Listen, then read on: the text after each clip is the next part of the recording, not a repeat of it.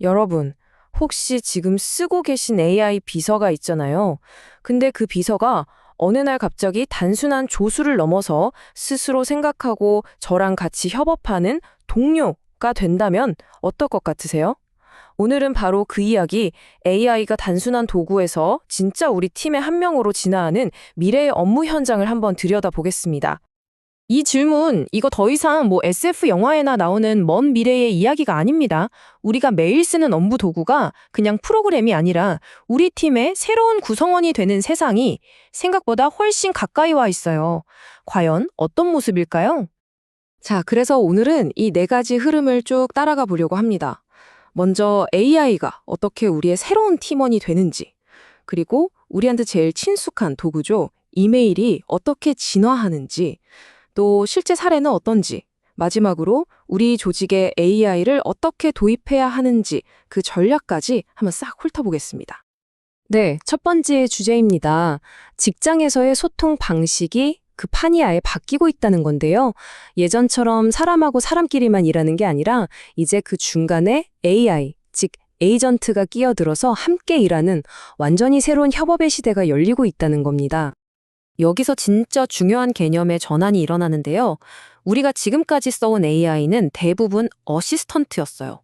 뭐냐면 그냥 시키는 일만 하는 수동적인 도구였죠.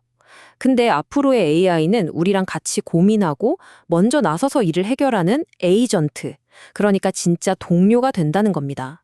수동적인 조수에서 능동적인 파트너로의 전환, 바로 이게 핵심입니다. 그렇다면 역할은 어떻게 나눌까요? 자, 인간은 큰 그림을 그립니다.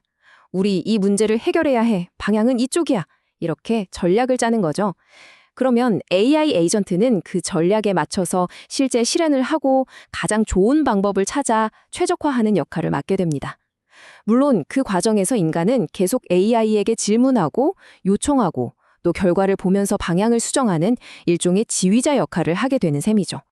자, 다음으로 넘어가서요. 우리 모두에게 제일 친숙한 도구죠? 이메일. 이 이메일이 어떻게 변하는지 한번 살펴보겠습니다. 이메일이 그냥 메시지를 주고받는 수단을 넘어서 완전히 새로운 모습으로 재탄생하고 있습니다. 아, 이건 다들 공감하실 거예요. 하루에도 수백 통씩 쏟아지는 메일 속에서 정작 중요한 업무 메일은 놓치기 일쑤고, 그거 처리했어야 했는데 하고 까먹는 일도 많잖아요. 여러 사람이 얽힌 프로젝트 진행 상황을 이메일만으로 파악하는 건 거의 불가능에 가깝고요. 한마디로 너무 비효율적이죠. 그래서 나온 해법이 바로 이겁니다. 이메일을 단순히 정보를 저장해두는 창고가 아니라 액션 플랫폼으로 바꾸는 거죠. 이게 뭐냐면 메일을 받는 순간 그 내용에 담긴 업무가 자동으로 시작되고 진행 상황이 추적되고 AI가 그 과정을 알아서 돕는, 말 그대로 살아 움직이는 업무 허브로 만드는 겁니다. 이게 어떻게 가능하냐고요? 크게 3단계를 거칩니다. 먼저 이메일, 파일, 사내 데이터베이스 같은 모든 데이터를 한 곳에 싹 모읍니다. 이렇게 데이터를 중앙에 모아놓은 거대한 창고를 데이터 레이크하우스라고 부르는데요. 바로 이게 AI 에이전트가 똑똑하게 일하기 위한 연료가 되는 셈이죠. 이 풍부한 연료를 바탕으로 AI는 비로소 맥락을 제대로 이해하고 똑똑하게 우리를 도울 수 있게 되는 겁니다. 자, 그럼 이제 이론적인 얘기는 이쯤하고 실제 현장에서는 이 기술이 어떻게 구현되고 있는지 구체적인 사례를 한번 살펴보겠습니다. 이 표를 한번 보세요. 와, 이거 정말 놀랍지 않나요? 한국공항공사나 한국수력원자력처럼 우리 생활과 아주 밀접한 주요 공공기관들이 이미 AI 메일 솔루션을 도입해서 쓰고 있다는 사실입니다. 아직은 어시스턴트 수준의 기능이 대부분이라고는 하지만 이것만 봐도 AI가 실제 업무 현장에 얼마나 깊숙이 들어와 있는지 보여주는 명백한 증거라고 할 수 있겠죠. 그럼 이 기관들에서는 구체적으로 어떤 기능들을 쓰고 있을까요? 기본적인 맞춤법 검사는 당연하고요. 내가 대충 쓴 내용을 공지사항 같은 공식 서식에 맞게 자동으로 싹 바꿔주기도 합니다. 더 나아가서는 메일 내용을 사내 시스템 데이터랑 연결해서 관련 정보를 같이 보여주거나 아예 우리 팀, 우리 업무에 딱 맞는 AI를 직접 만들어서 공유하기도 한대요. 그리고 이건 정말 중요한 개념입니다. 바로 에이전트 아이디라는 건데요. 사람이 각자 이메일 주소를 갖고 누가 무슨 일을 했는지 명확히 하듯이 AI 에이전트에게도 고유한 아이디를 부여하는 거예요. 이렇게 해야만 AI가 무슨 일을 했는지 투명하게 추적하고 나중에 혹시 문제가 생겼을 때 책임을 물을 수 있겠죠. AI를 신뢰하기 위한 가장 기본적인 장치라고 할 수 있습니다. 자, 이제 마지막으로 여러분의 조직이 AI를 성공적으로 도입하기 위해서 어떤 전략을 가져야 하는지 아주 실질적인 조언을 좀 드려볼까 합니다. AI 도입할 때 가장 많이 하는 실수가 뭔지 아세요? 바로 이거예요. GPU 성능이 어떻고 LLM 모델은 뭘 써야 하고 이런 기술 자체에만 너무 집중하는 거죠. 근데 꼭 기억하셔야 합니다. 정말 중요한 건 기술이 아니라 이 AI로 우리 회사에 어떤 문제를 풀 것인가 하는 질문입니다. 기술은 그 문제를 푸는 도구일 뿐이니까요.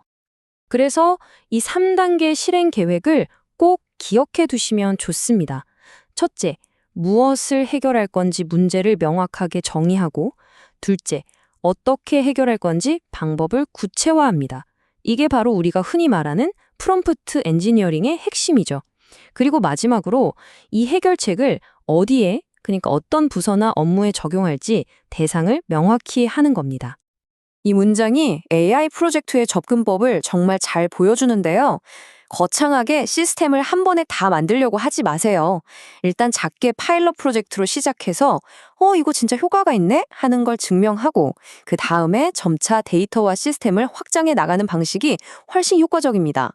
AI는 구축이 아니라 운영의 관점으로 봐야 한다는 거 잊지 마세요. 맞습니다. 결국 모든 기술은 사람을 향해야 하죠. AI 역시 마찬가지입니다. AI 그 자체가 목적이 될 수는 없어요. AI는 사람이 더 나은 서비스를 제공하고 더 중요하고 창의적인 일에 집중할 수 있도록 돕는 아주 강력한 도구라는 점, 이걸 항상 기억해야 합니다. 자, 이제 AI가 복잡하고 어려운 어떻게 문제를 해결해주는 시대가 왔습니다. 그렇다면 우리에게 남은 질문은 단 하나겠죠. 이 강력한 도구를 손에 쥔 당신은 과연 어떤 가치 있는 문제를 해결하시겠습니까?